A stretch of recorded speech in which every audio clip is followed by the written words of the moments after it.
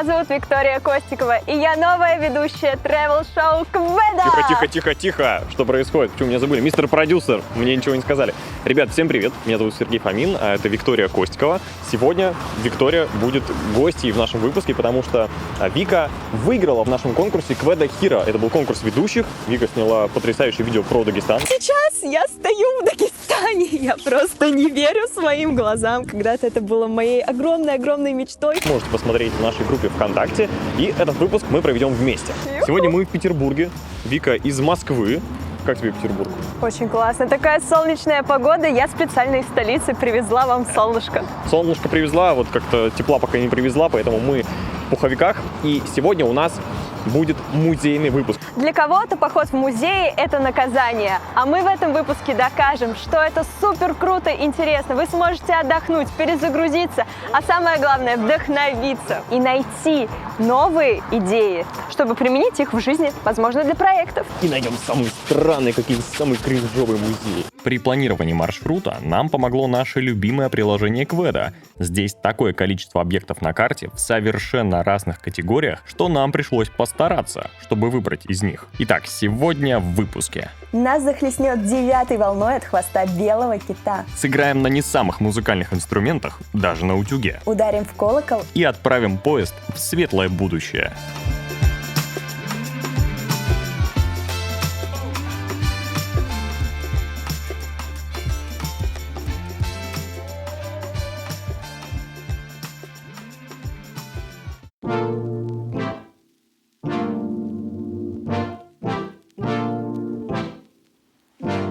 Мы в музее кофе.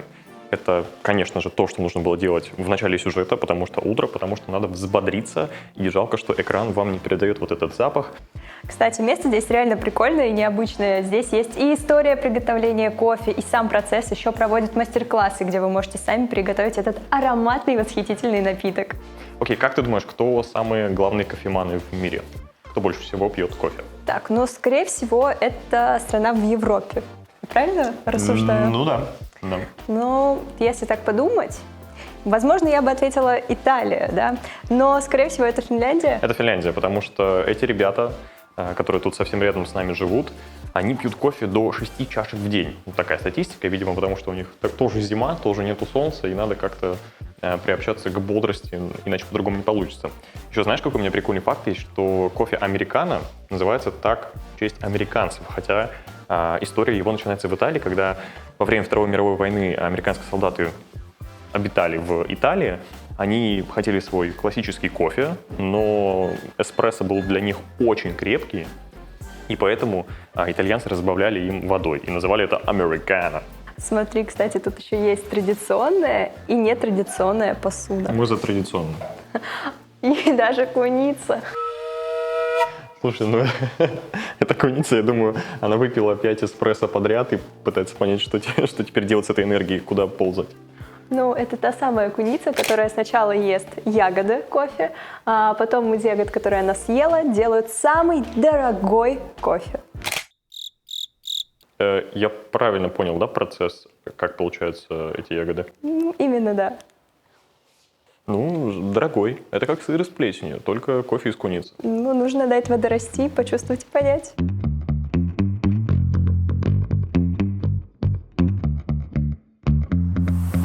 Все, мы взбодрились, мы выпили кофейку, как положено, с самого утра. Я думаю, пора пойти по музеям. Да, тем более у нас такой интересный выпуск. Ну что, куда пойдем? Слушай, я хочу сходить, я же петербуржец, с небольшим стажем, но петербуржец. Я бы сгонял в Эрарту. Это музей современного искусства. А ты можешь пойти в Русский музей, например. Ну, слушай, меня отправить в Русский музей, это было бы очень скучно, тем более я училась в художественной школе. Давай-ка я попробую разобраться в современном искусстве и погрузиться в эту тему, а ты пойдешь в Русский. Я спорить не буду, потому что в Русском музее я сам не был ни разу, и мне, неучу, нужно как раз туда сходить. Давай, ты в современное искусство, а я в классическое. Мне классическое — это туда. Вот и договорились.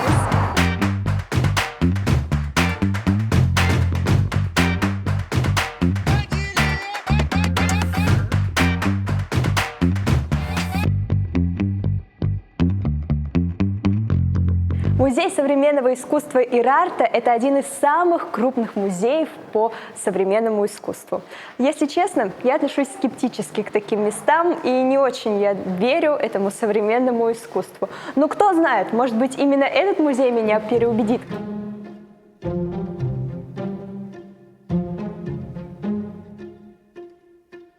Ну да, ребята, начинаю я погружаться в это современное искусство. Ну, нам обязательно продолжать съемку, или, может быть, мы пойдем с вами в другой музей? Просто после такой экспозиции немножко жутковато и страшновато, честно говоря, двигаться дальше.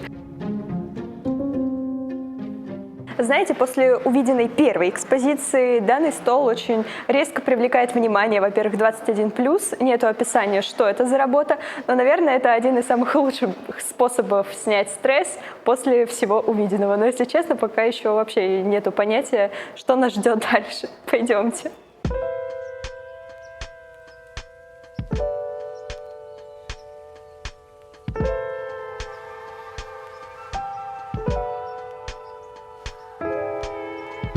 А вот в этой картине уже есть что-то интересное и увлекательное. Кстати, эту картину нарисовал известный музыкант и малоизвестный художник Сергей Шнуров.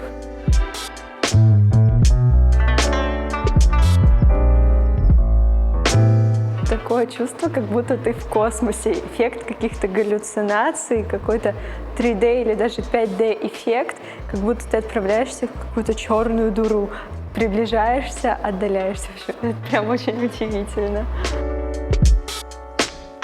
Здесь есть две зоны.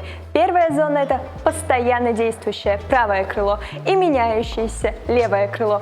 Интересно, вы можете приходить каждый раз как будто в новый музей и смотреть на новые изображения искусства.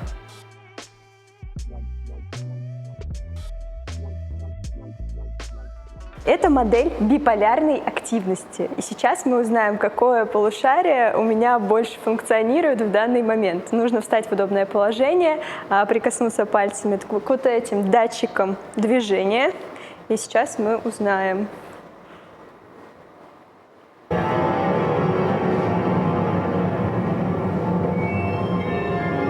Вы могли услышать музыку.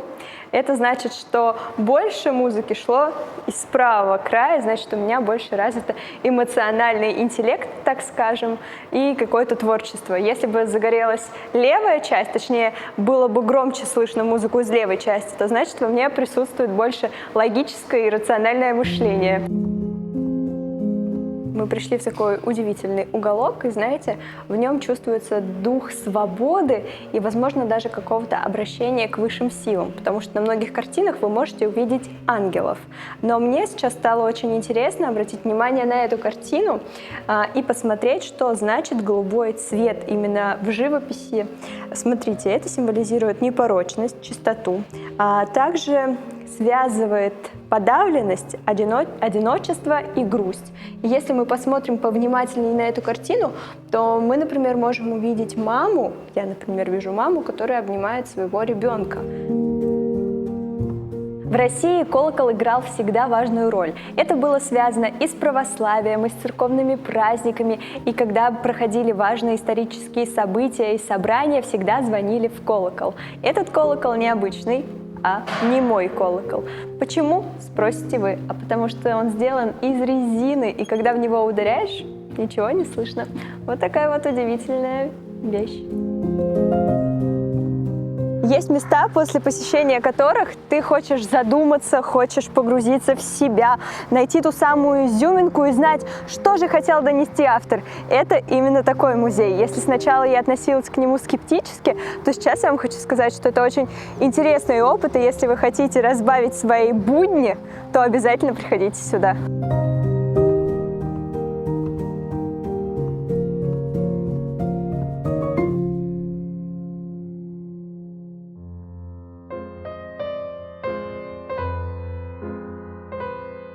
Я в Русском музее. Это один из самых популярных музеев изобразительных искусств в мире. В 2021 году он вообще занял второе место по посещаемости в мире и обогнал его только Лувр. Лувр! Сегодня будний день, но, как видите, людей довольно много. Итак, мы внутри Русского музея, и у меня, честно говоря, первый диссонанс, и мне стыдно признать, я думал, что в Русском музее представлена только живопись, а здесь уже есть и скульптуры. Валентина, расскажите, что здесь вообще можно посмотреть? Потому что вы попали в Русский музей, а Русский музей хранит самую большую коллекцию в стране русского искусства.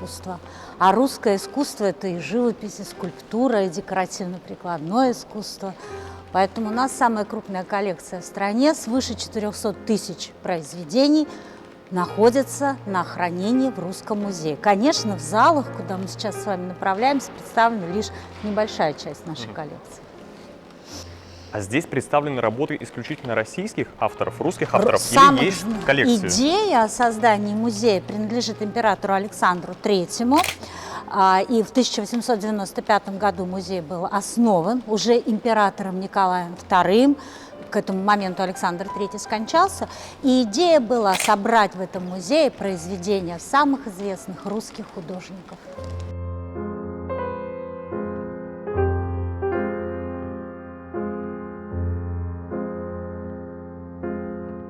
В наши дни коллекция Русского музея пополняется или она в какой-то момент остановилась? Она пополняется постоянно.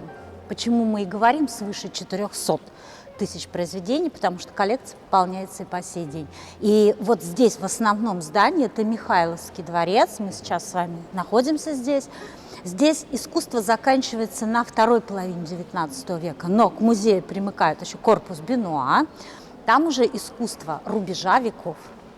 Там русский авангард, Малевич, Кандинский, «Черный квадрат» Малевича. «Черный квадрат» здесь? 1928 года, 1914 года находится в собрании Третьяковской галереи в Москве. Как правильно гулять по Русскому музею? Потому что я для себя понял, будучи в разных музеях, в том числе мира, что больше 1,5 часов мой мозг не выдерживает. То есть как правильно прийти, чтобы и посмотреть, и получить впечатление, но не перегреться? 9-й вал здесь. Это 9-й вал. Да тот самый. Тот самый. Сейчас, мне нужно на него... С какого расстояния нужно смотреть на такую большую картину? Ну, вообще большую картину, конечно, издалека надо смотреть.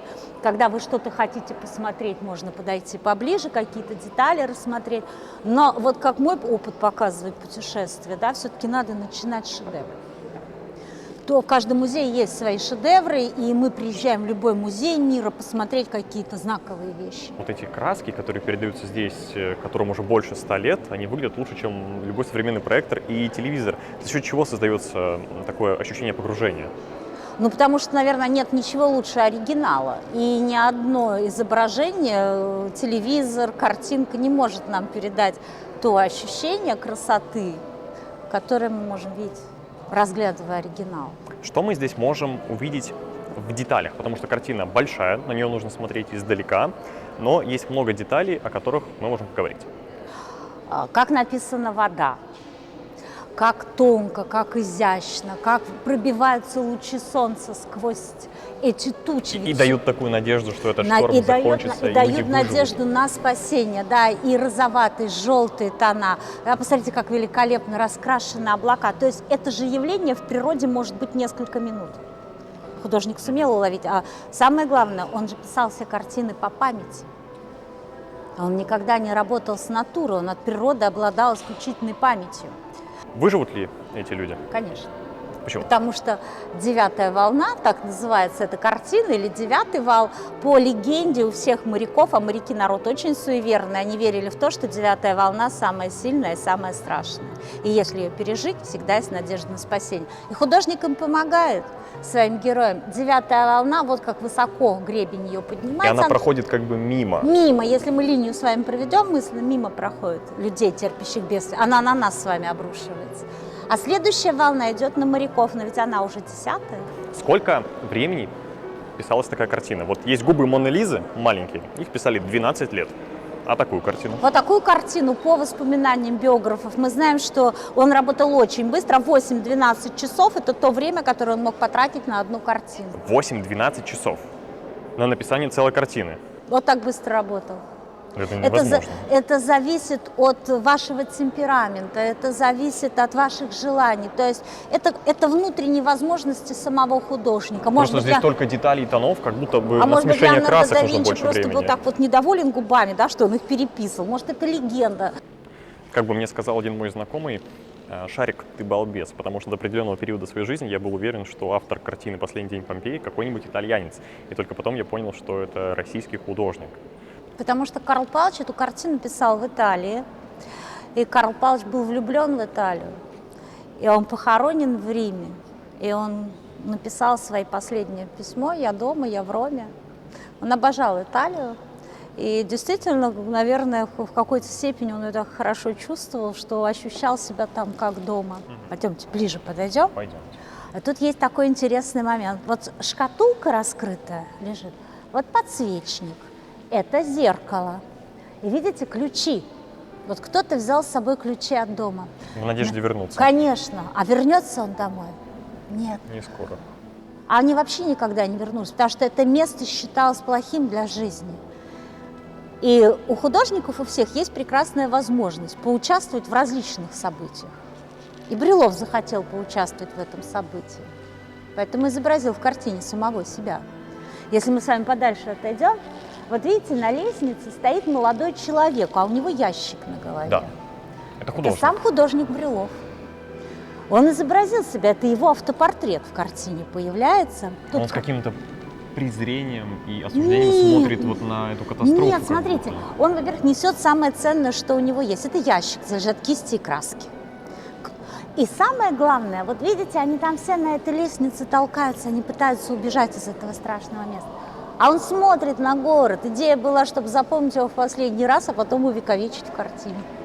Вообще, Русский музей включает в себя 7 зданий, более 400 тысяч экспонатов отечественного искусства с XI века до наших дней. Но какие могут быть разговоры о цифрах в Русском музее? Да и вообще лучше стараться поменьше и потише говорить, чтобы не мешать наслаждаться прекрасным.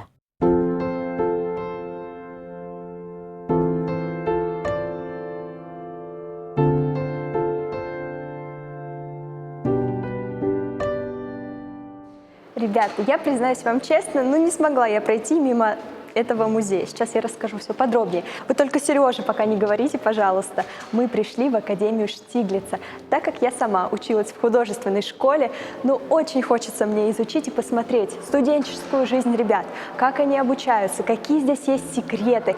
А вообще здесь есть сочетание самых разных стилей. И классицизм, и ренессанс. В общем, я в предвкушении. Пойдемте.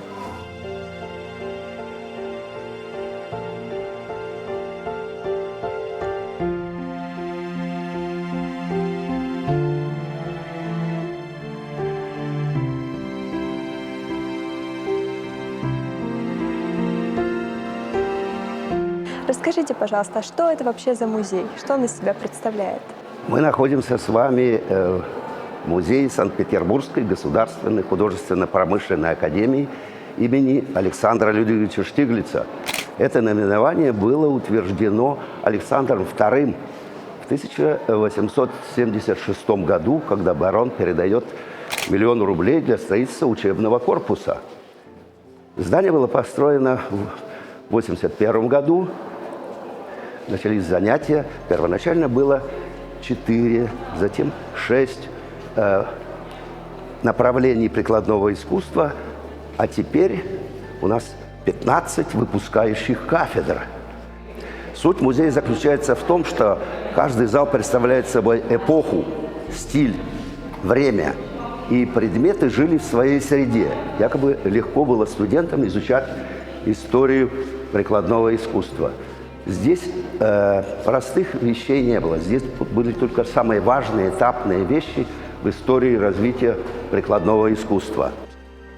И мы можем видеть, как студенты готовятся, наверное, к занятиям, может быть, даже делают свои практические задания, которые потом будут сдавать, домашние работы. Получается, студентам здесь очень интересно учиться. Они получают не только знания, но имеют возможность сразу отрабатывать все на практике. Да, лучшие работы студентов остаются здесь.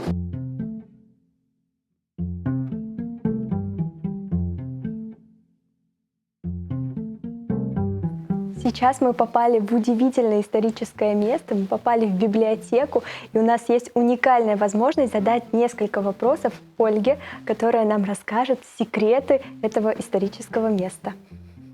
Ну, насчет секреты мы не раскрываем, конечно. Пусть это останется секретами.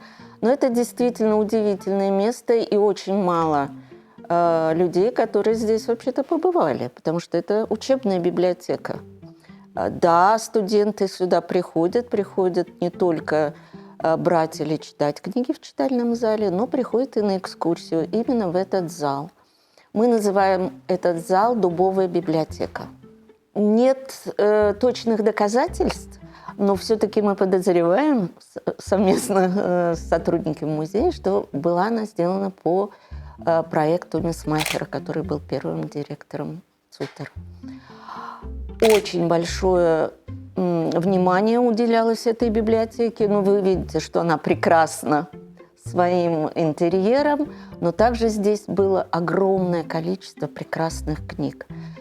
Были подлинные гравюры даже Рембрандта, рисунки Рафаэля.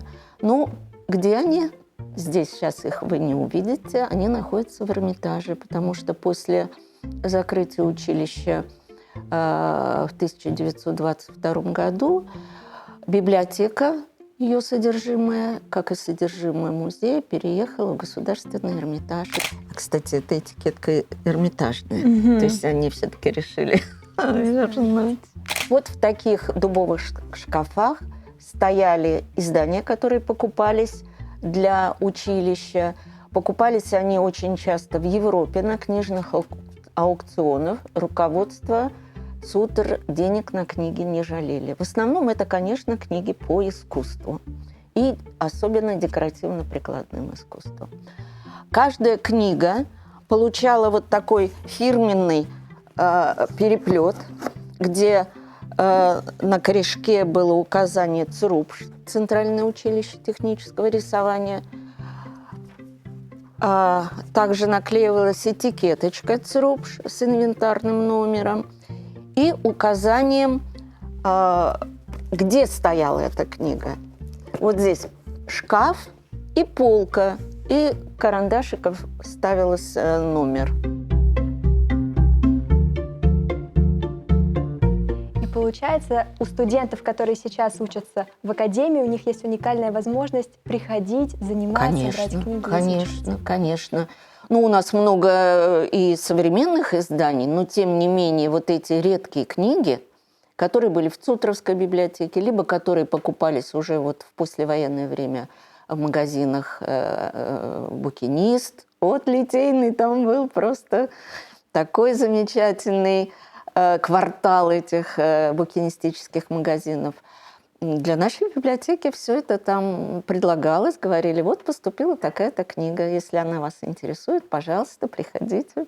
И это все покупалось, поэтому у нас хороший отдел редкой книги. Да, музей Академии Штиглица не такой популярный, как русский. Возможно, потому что люди о нем просто не слышали и не знают, как его найти. Тем не менее, если у вас есть возможность, то обязательно стоит посетить его и насладиться величественным экстерьером, шикарными интерьерами, уникальными экспонатами и творческой атмосферой, царящей вокруг.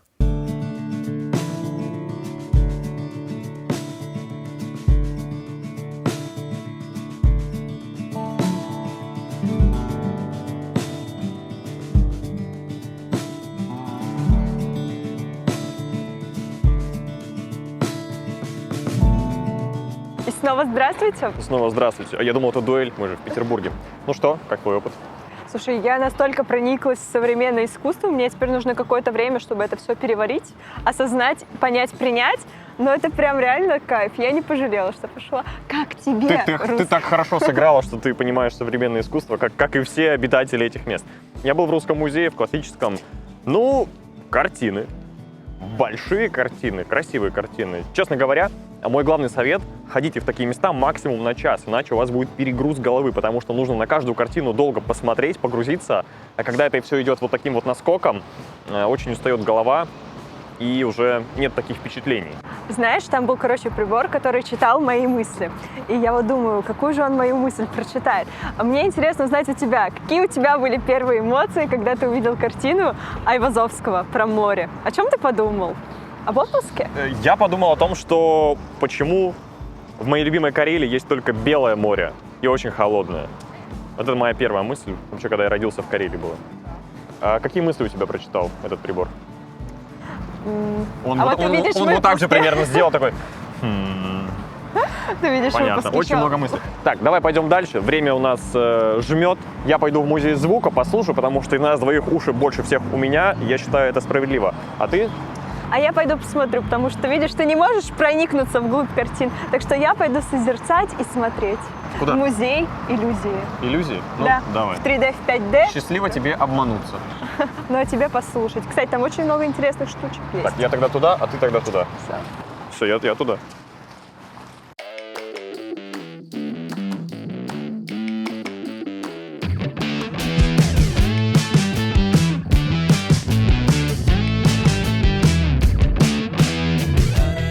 Музей в Петербурге не только классика, но и вот что-то такое странно необычное, где нужно зайти во двор, в третью арку, в пятую парадную, подняться на 28-й этаж, и вы попадаете в такое необычное помещение.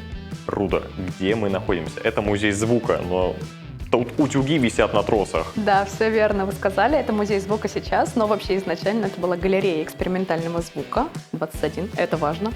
Также важно, как что добраться до нас очень легко.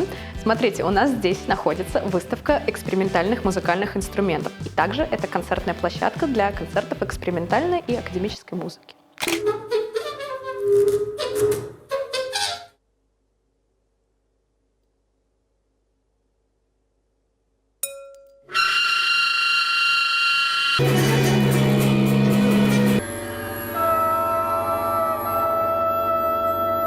А что здесь было раньше? То есть это место, которое находится прямо у вокзала, и, насколько я знаю, здесь были художники, вообще изначально основали, аннексировали это место. Вообще с самого начала здесь был, разумеется, доходный дом, потом жилой дом расселили, и да, действительно, художники пришли и захватили, можно сказать, грубо говоря, это открытая информация, это не тайна, захватили это место. Сделали это сквотом своей творческой коммуны, и до сих пор Пушкинская 10, это название всего нашего арт-центра, остается единственной в России независимой, самоуправляемой творческой коммунной.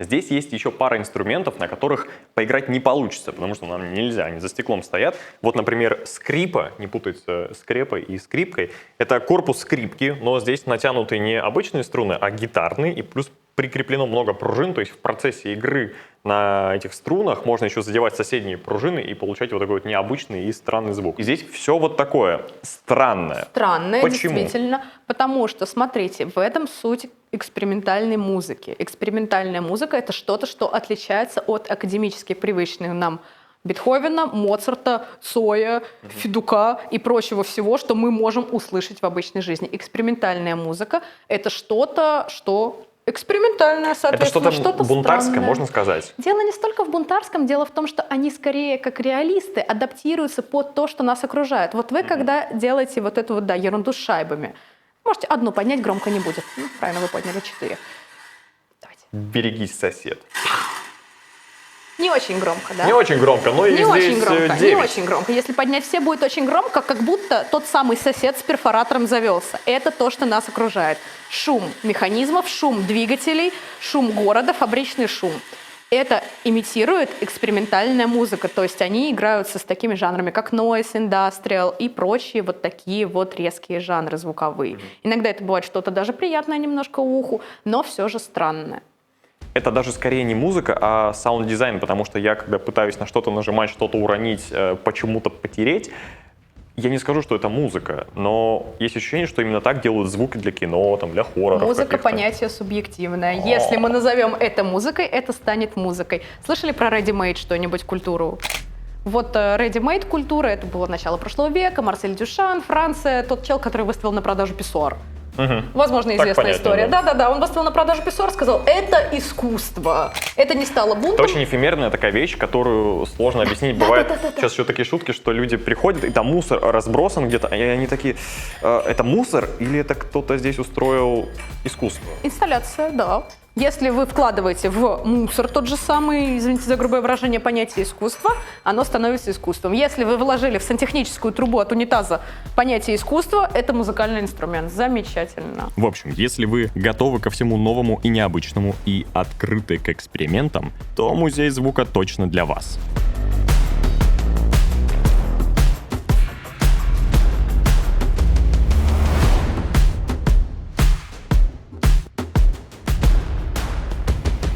Ну что, друзья, сейчас мы отправились в какое-то просто уникальное место, и я предлагаю вам телепортироваться в прошлое. Такая розовенькая атмосферка, девчачья, романтическая. Сюда можно приходить со своими детками, и любая девочка будет себя чувствовать как принцесса.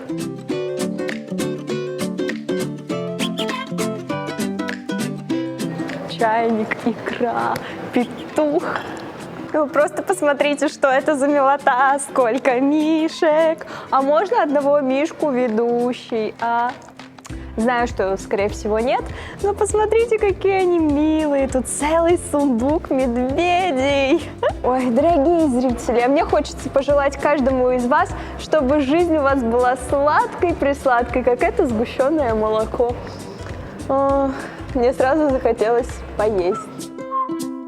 Как вы помните, когда мы были в Музее современного искусства, там был аппарат, который считывал мои мысли и какое полушарие у меня работает. На самом деле я очень рада, что там мои мысли никак не прочитались, а то бы вы все узнали, что я туфли Джимми Чу хочу, на Бали хочу.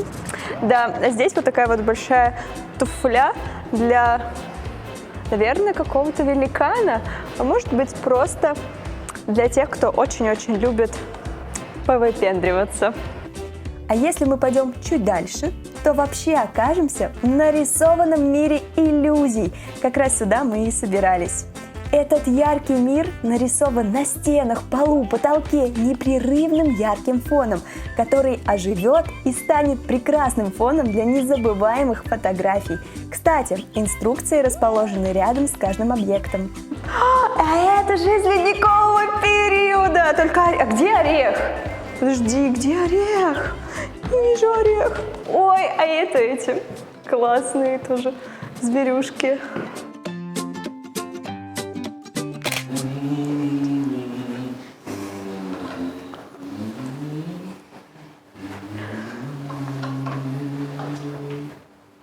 В общем, я максимально погрузилась в атмосферу детства. Я и побывала и в мультиках, и я побывала на телепорте, в машине времени. Это просто что-то невероятное и фантастическое. Но помимо этого здесь еще есть и бассейн шариков, и комната страха, побег из тюрьмы, и даже зеркальный лабиринт. Ребята, приходите с детками и отдыхайте. Это просто невероятно. И даже если вы уже взрослые, просто приходите отдохнуть и насладиться атмосферой детства.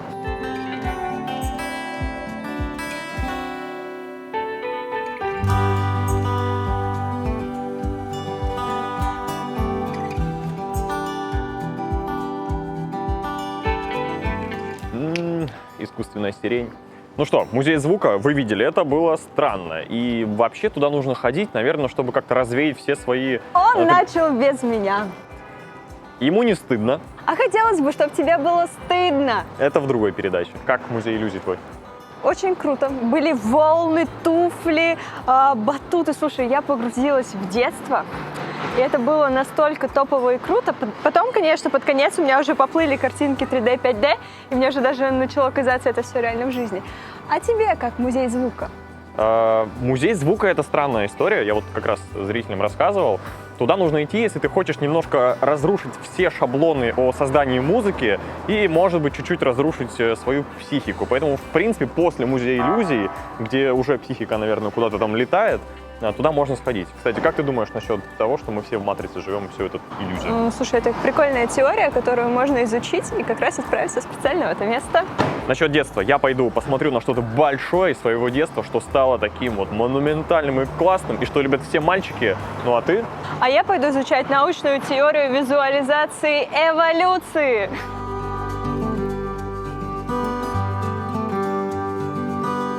Наверняка есть те, кто никогда в детстве не играли с игрушечными железными дорогами. Я точно не такой человек, потому что я на всю жизнь запомнил, как после сдачи крови я маму просил, умолял купить мне железную дорогу игрушечную, потому что я совершил геройский поступок. Я вырос, и поэтому теперь я большой мальчик и имею право играть с большими поездами в Музее железных дорог России.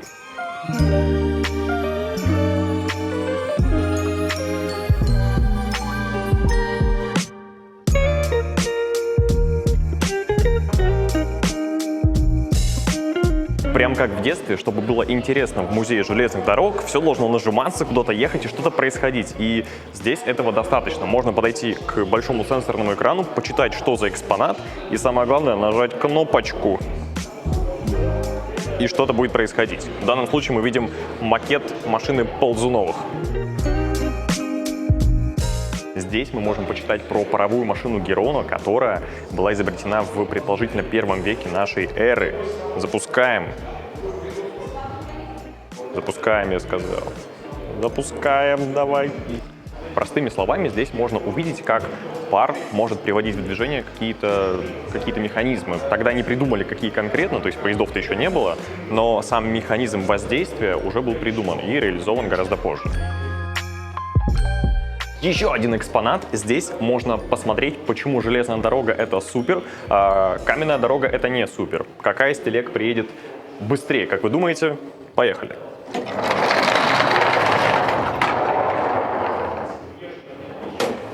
Физика.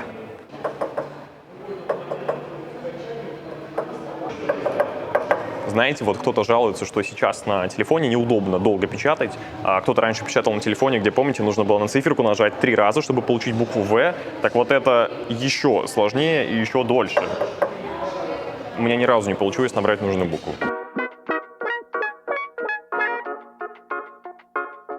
Вот это царь-паровоз. Это самый большой паровоз, который представлен здесь, в этом музее, и последний паровоз, который был, в принципе, выпущен в Советском Союзе, получается. Его колеса, вот я 1,82 м, и они ровно с мой рост. Максимальная его скорость была 125 км в час. Но это, наверное, если его заправить топливом, как помните, в «Назад в будущее» было, чтобы уехать куда-то очень далеко. Но в целом он пожирал невероятное количество угля и в максимальном своем снаряженном состоянии, вот без вагонов, весил 230 тонн. Ребята, сегодня я Джек Доусон, который выиграл билет на поездной «Титаник». Но, естественно, это 4 класс, это самый последний, самые дешевые билеты продавали сюда. Здесь ездили в основном переселенцы. Здесь даже было отопление. По краям стояли 2 маленькие печки и даже был туалет. Поэтому в целом не такие уж и ужасные условия. Побогаче это вагон 3 класса. И это пригородный состав, на нем ездили уже на даче, когда они стали появляться, и, соответственно, у людей появилась потребность более-менее комфортно ездить в пригородном сообщении. Здесь, что самое необычное, особенно сейчас, были пепельницы и плевательницы. Вот так выглядит макет депо, где мы сейчас находимся, точнее, раньше это было депо, сейчас здесь находится музей. И он находится вплотную к вокзалу, и там вы видите настоящую электричку и настоящего человека, который куда-то едет.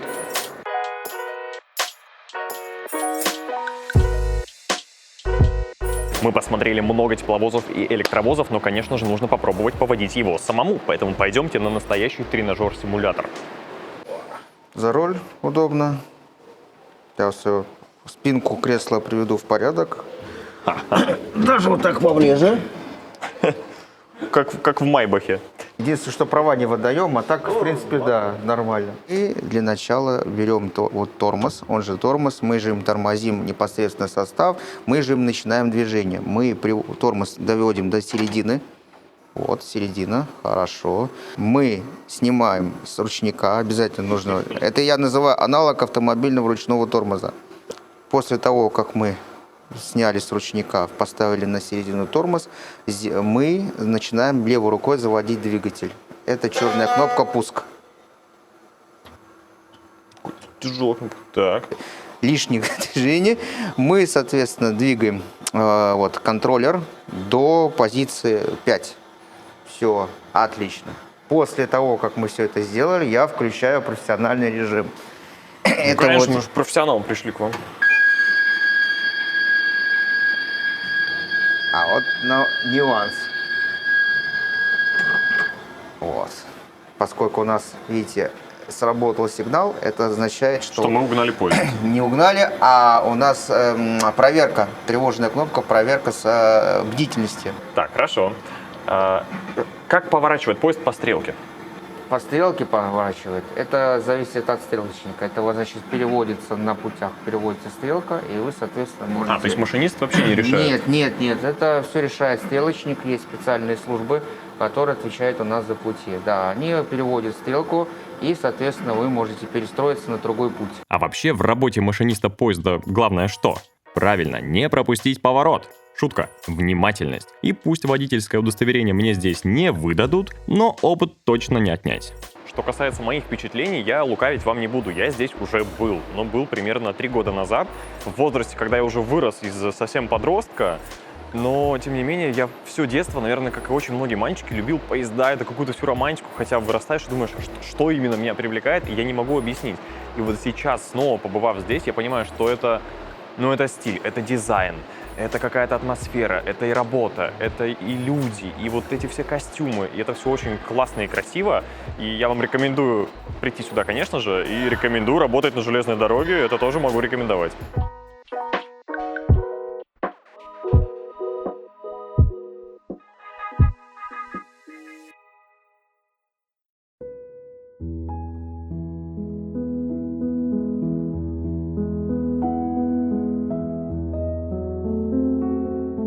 Вообще зоологический музей – это музей для всей семьи. Одним здесь понравятся потрясающие элегантные бабочки, другим – жуки, а третьим понравится научная точность визуализации процессов эволюции, четвертым – вымершие мамонты и огромные киты. Единственное, что может вас остановить от посещения музея – все это чучело.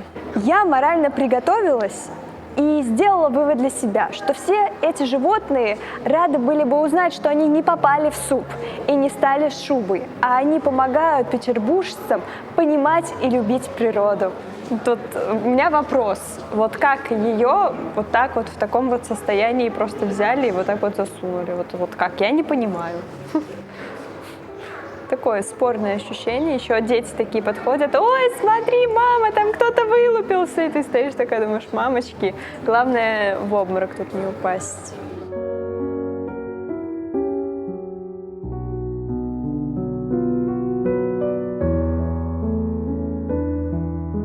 Вообще наш музей – это часть Зоологического института Российской академии наук.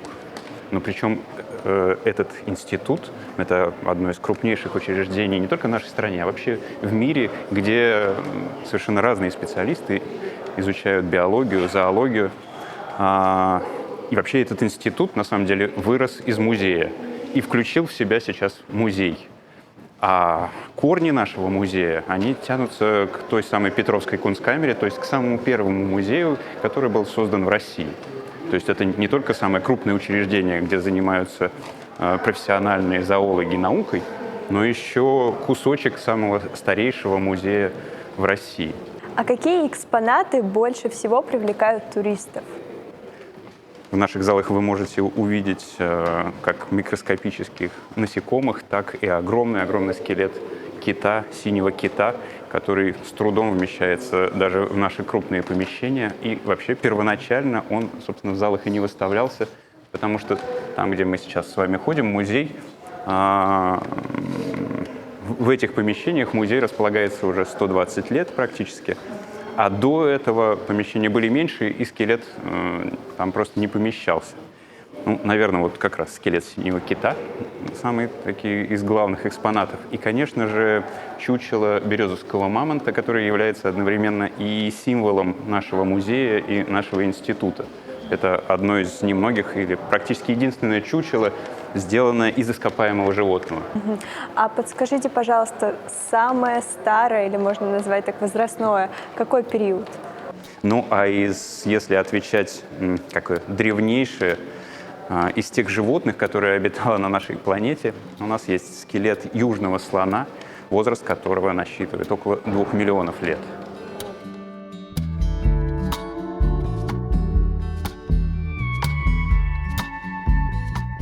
Даже вот не верится, что это настоящие бабочки. Вы просто только представьте, сколько времени ушло, чтобы собрать такую большую коллекцию. Я вот даже вот это никак осознать не могу. Это же не одно десятилетие, столетие ушло на такую коллекцию. Мамочки, если бы я таких жуков в жизни встретила, это уже все. Жесть, какие они большие, мамочки.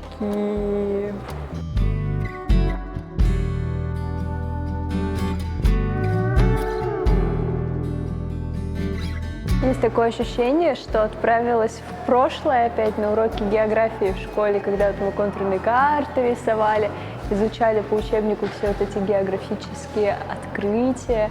Но одно дело, когда ты смотришь на карту формата А4, а другое, когда вот она открывается перед тобой в таком масштабном виде. Это завораживает очень. Ну что, заходим в приложение Кведа, выбираем зоологический музей. И сейчас я поделюсь локацией со своей подружкой. Пусть тоже придет и посмотрит, и обогатится знаниями.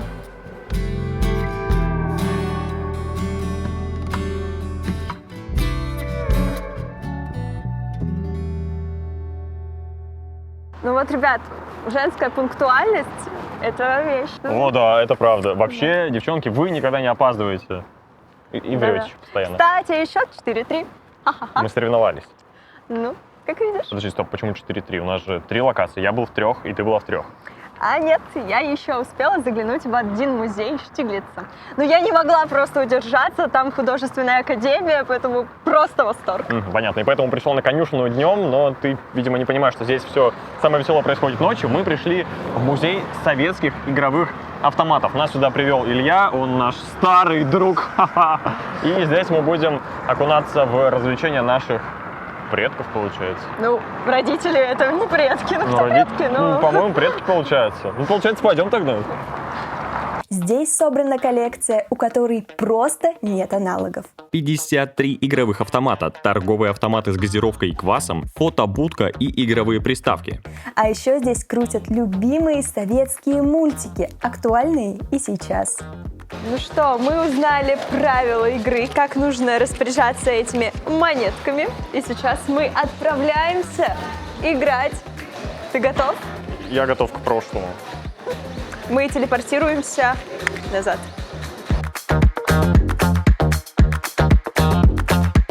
Во, пойдем туда.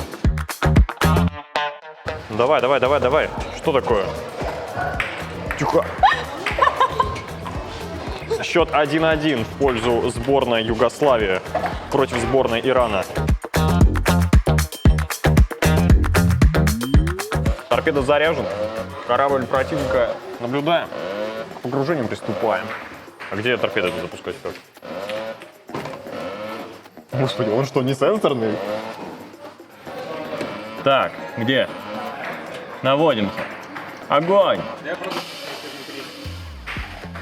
Не попал. Ну что, кладем монетку, новый аттракцион.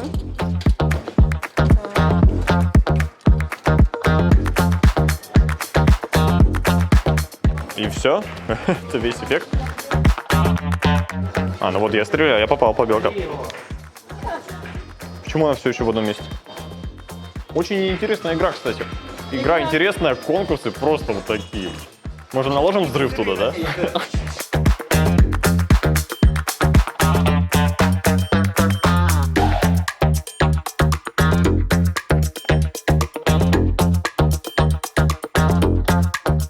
Извините, мы тут ну погоди просто смотрим, но надо что-то сказать. Как твои впечатления?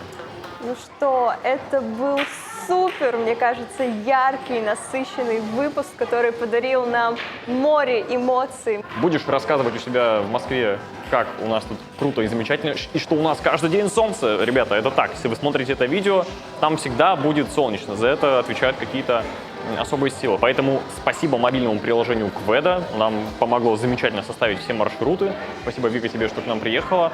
Увидимся в следующих выпусках. И, конечно, Подожди, ловите... ты рано еще прощаешься. Я же еще могу своими эмоциями поделиться. Ребят, на самом деле, это нереальное путешествие, которое безумно вдохновило, замотивировало двигаться дальше. Поэтому я считаю, что это видео заслуживает не только вашего лайка и комментария, но и репоста. Поэтому скачивайте приложение, если вы еще вдруг его не скачали, и смотрите наши и ваши потрясающие выпуски. Наши, ну теперь наши общие. Мы же музей автоматов советских. Здесь все наше. Пока. Сегодня мы посетили музей кофе, Музей современного искусства Ирарта, Русский музей, Академию Штиглица, музей звука, развлекательный центр Смайл Парк, музей железных дорог России зоологический музей. и музей советских игровых автоматов.